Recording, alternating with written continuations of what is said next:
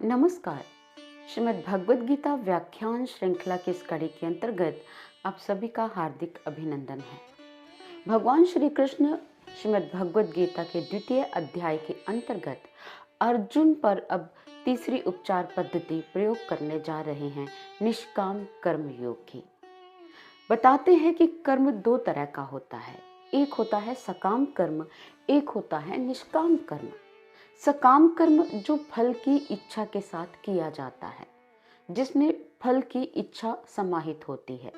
एक होता है निष्काम कर्म जो बिना फल की इच्छा के किया जाए, उसे निष्काम कर्म कहते हैं। इसमें स्वार्थ भावना नहीं होती, इसमें व्यक्ति किसी स्वार्थ अपेक्षा से कर्मरत नहीं होता, इसमें सिर्फ परमार्थ छिपा होता है। और अब भगवान ये कह रहे हैं, अपने निष्काम भाव से कर्म करो जो परमार्थ से जुड़ा है। अपने बारे में मत सोचो, तुम मात्र एक हेतु हो और धर्म स्थापना के एक प्रतिनिधि हो। अब यहाँ पर एक प्रश्न पैदा होता है, बिना फल की इच्छा के क्या कोई व्यक्ति कर्म करता है? एक साधारण जगत में हम देखें, छोटे से बच्चे का पोषण करते हैं, माँ भी उससे बहुत सी अपेक्षाएं लगा लेती है।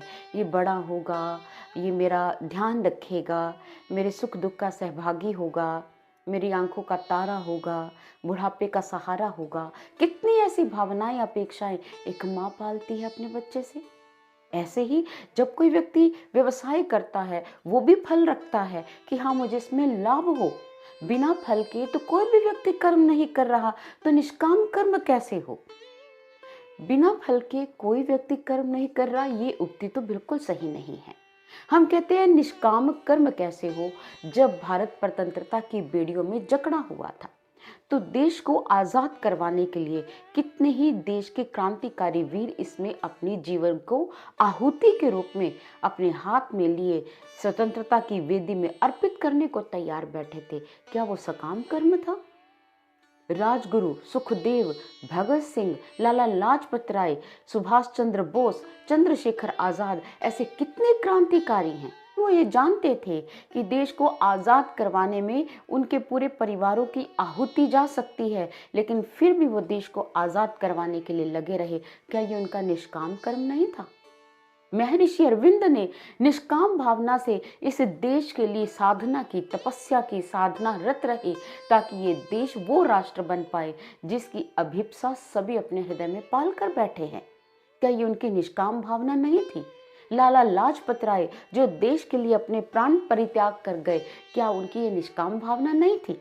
आपको उदाहरण बतलाते हैं चंद्रशेखर आजाद के जीवन की।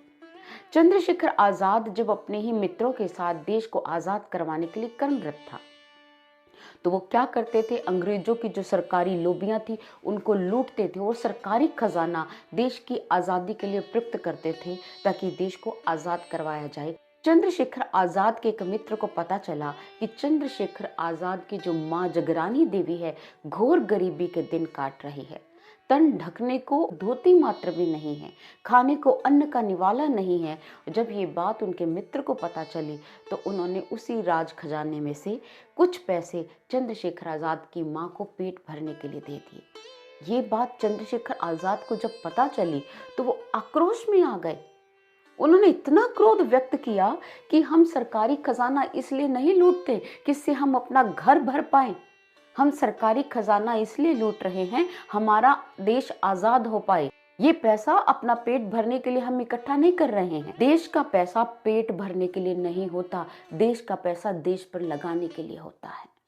ये बात चंद्रशेखर आजाद के मित्र के हृदय में घर कर गई, और उसी समय चंद्रशेखर आजाद ने कहा, इस बार तुम्हें क्षमादान दे देता हूँ, लेकिन आगामी बार अगर तुमने ऐसा पाप किया तो मुझसे बुरा कोई नहीं होगा। अब ये निष्काम भावना नहीं है अपने देश के लिए? क्या ये निष्काम सोच नहीं है अपने राष्ट्र को आजाद करवाने के लिए अपने और अपने परिवार की वो आहुति तक दे रहे हैं? सकाम भाव से कर्म करने वालों का जो हृदय है वो भिन्न होता है, और निष्काम कर्म करने वालों का हृदय भिन्न होता है। सकाम कर्म करने वाले व्यक्ति की जो बुद्धि है अव्यवसायत्मिका बुद्धि कहलाती है, और जो निष्काम भाव से अपने समाज, अपने ईश्वर, अपने भगवान, अपनी आत्मा के लिए कर्म करता है, उसकी बुद्धि व्यवसायत्मिका बुद्धि कहलाती है। भगवान ने अव्यवसायत्मिका बुद्धि और व्यवसायत्मिका बुद्धि में यही भेद बताया है। भगवान कहते हैं कर्मण्येवाधिकारस्ते मा फलेषु कदाचन माँ कर्म फल हेतुर्भु माते संगोत्सव कर्मणि। भगवान कहते हैं तुम्हारा कर्म करना अधिकार है, फल की इच्छा मत कर, फल प्रभु पर छोड़। दुर्योधन ने भीम को जहर देकर मारने की कितनी बार कोशिश की, लेकिन वो नहीं मरा। अब कर्म किया दुर्योधन ने, लेकिन दुर्योधन को क्या उस कर्म का फल मिला? नहीं मिला। यहाँ पर दुर्योधन ने फिर पांचाली को राजसभा में अपमानित करने के लिए उसका चीरहरण करने का प्रयास किया, उसका शील भंग करने का प्रयास किया, लेकिन श्री कृष्ण भगवान वस्त्रावतार के रूप में आए और उन्होंने द्रौपदी का रक्षण किया। यहाँ भी दुर्योधन की मंशा सफल सिद्ध नहीं हुई। इसी प्रकार उन्होंने पांडवों का अज्ञातवास भंग करने के लिए अनेकों षड्यंत्र रचे ताकि ये पुनः वापस 12 साल के लिए जंगल में चले जाएं। क्या उनकी मंशा सफल हुई? नहीं। हर बार भगवान उनका रक्षक बन सामने आ गए और उनको हर बार बचा लिया। इसका मतलब ये था कि जो पांडव थे वो धर्म के प्रतिनिधि हैं, तभी भगवान बार बार उनकी रक्षा करता है। हमारे शास्त्र कहते हैं धारणात् धर्मम इत्याहु धर्मो धारयति प्रजा। धर्म उसकी रक्षा करता है जो धर्म को धारण करता है। जो धर्म को धारण ही ना करे, भगवान उनकी रक्षा कैसे कर सकते हैं? प्रहलाद को कितनी बार उनके पिता हिरण्यकशिपु ने मरवाने का प्रयास किया, प्रहलाद की हर बार रक्षा हुई, क्योंकि वो योग में स्थित होकर जीवन जी रहा था, ईश्वर के साथ जुड़कर कर्म कर रहा था। मीराबाई को उनके ससुराल में कितनी बार मारने के षड्यंत्र हुए, कितनी बार उन्हें विष का प्याला दिया गया, कितनी बार सांपों से डसवाया गया, लेकिन मीराबाई जी का प्रत्येक कर्म ईश्वर के साथ जुड़कर किया गया कर्म था। ईश्वर सदैव रक्षक बनकर आए और कभी भी षड्यंत्रकारियों के कर्मों को उनका फल नहीं मिलने दिया, उनकी मंशा सफल सिद्ध नहीं होने दी। कर्म व्यक्ति के हाथ में है, और अगर आपका कर्म शुभ है भगवान उसका फल देते हैं। अगर आपके कर्म का हेतु अशुभ है और आप स्वार्थ भावना से लिप्त हैं तो भगवान की इच्छा है आपको लाभ दे या ना दे। आप कर्म करने में स्वतंत्र है, उसका फल पाने में स्वतंत्र नहीं है। आप स्वयं हमारे देशभक्तों का इतिहास देख लीजिए। राम प्रसाद बिस्मिल जी को जब फांसी लगने वाली थी, उस समय उनकी फांसी से पूर्व 3 लोगों से मुलाकात हुई। पहले उनकी जन्मदात्री माता उनको जेल में मिलने के लिए आई तो राम प्रसाद बिस्मिल जी की आंखों से अश्रुधारा फूट पड़ी। माँ ने कहा, अगर रोना ही था तो फिर तुम्हें स्वतंत्रता संग्राम में हिस्सा लेने की जरूरत क्या थी, और मेरी कोख को कलंकित करने की क्या जरूरत थी?